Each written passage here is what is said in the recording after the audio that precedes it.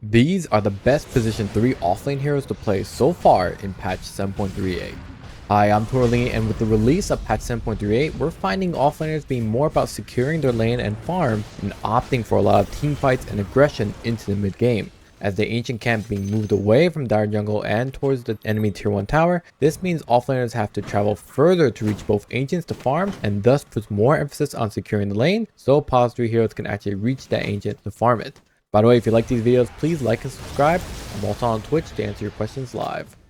Towards the end of patch 7.37e, Abaddon was coming out as the answer to all our woes against Bloodseeker and Alchemist pickers. So in 7.38, he is still the answer to all the annoying Dragon Knight and Lifestealer pickers because Abaddon's 7.37 innate ability, Withering Mist, has such a strong response to those heroes.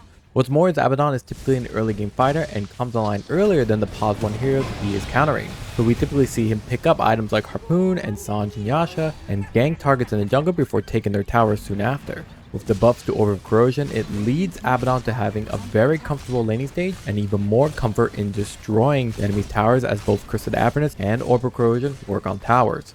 Now, he did technically receive a nerf with his level 10 talent, which used to increase his Curse of Avernus slow, but the alternative of Withering Mist percentage going up is not a bad trade-off, and he still farms incredibly well thanks to the efficiency of Mephitic Shroud, not to mention its application as a dispel against debuffs.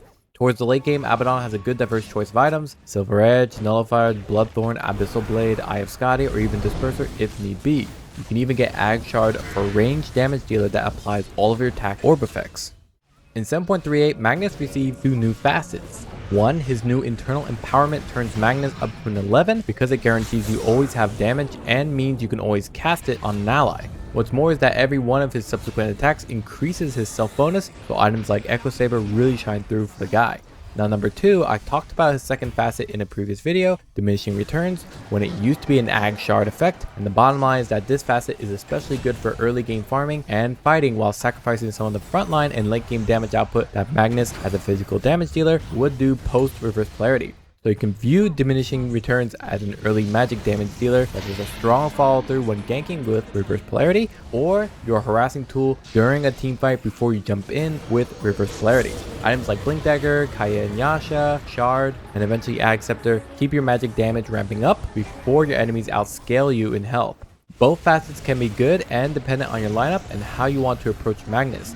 Evidently, regardless which facet you choose, Magnus works well with a lot of heroes because of his great initiating ability, Reverse Polarity, which pairs well with splash damage heroes like Dragon Knight or cleaving damage dealers like Tiny and his Tree Grab ability. Even with Lifestealer, Magnus can give him Empower for the cleave effect and additional damage.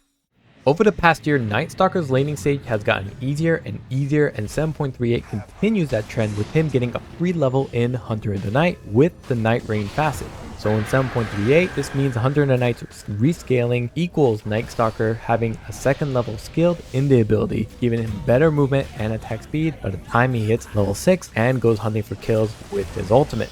Actually, what's more is that his Heart of Darkness innate ability means Nightstalker is taking advantage of his double bracer items in the laning stage to maximize his survivability and comfort in edging safe laners out of the lane with his strong base damage and increased attack movement speed to regularly harass and push out the enemies in the early minutes of the match.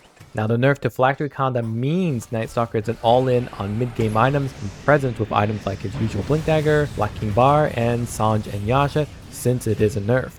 Also, Nightstalker is a good response against heroes like Winter Wyvern, Magnus, and Lifestealer to have your team take them down during your Crippling Fear's AoE silence, so definitely be mindful of that when starting up fights.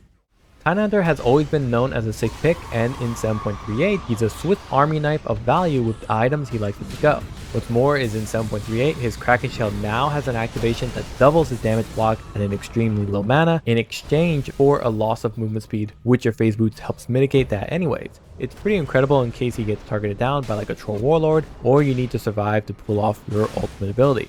But all in all, this hero is just a strong comfort pick for a hero that has relatively stable laning stage, as he isn't typically bullied by today's meta pos 1 heroes thanks to Anchor Smash, and is a natural Vladimir's Offering buyer for your tiny Morphling, even though that's low redundant, and Slark players, amplifying their base damage massively while providing more survivability through the lifesteal component.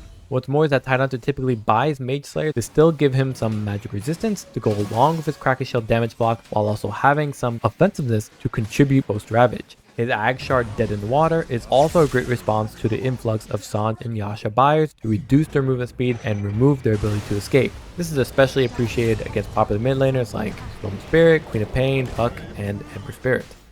Just like in 7.37e, Dawnbreaker is still good in today's patch of 7.38 because she is still picked for her ganking and anti-ganking value through her ultimate ability, Solar Guardian. With heroes like Shadow Shaman and Bounty Hunter both popular meta supports this patch, Dawnbreaker secures map control early on to give her pause 1 plenty of uninterrupted farm to carry by the 30-minute mark. Her build is still relatively the same as well. Blade Mail, Sange Yasha for the status resistance and heal amplification when your Luminosity passive occurs, and Ag Shard for that uninterrupted Starbreaker. Depending on your lineup, you could stick with the Solar Charged facet that has been working for the longest time for Dawnbreaker, but the new facet Star Surge has also shown promise depending on your lineup and if they could take advantage of the attack speed gain. Now don't forget that Dawnbreaker Starbreaker works as a good counter to PA as the damage and hits cannot be evaded, thus guaranteeing massive damage at a critical effect through Luminosity. Alright, so these are the heroes that are really popping off right now, but as you know, things will change and I'll try to get you an updated video ASAP. I didn't get to mention this, but heroes like Darkseer and Enigma are also seeing a lot of strength because of their overall comfort in the lane, with consistent pressure on self-sustaining safe laners, while then shifting towards having those familiar fight-defining initiating abilities that you know and love that outright stop the Dragon Knights and the Lifestealers long enough for your team to wipe them, or you can buy up items that your team needs to hinder the enemy safe laners output like Halberd and Pipe of Insight. Doom is kind of the same thing, where he has scaling damage from the Infernal Blade right from the laning stage to his ultimate ability, straight up disabling heal survivability against those mid carries I just mentioned.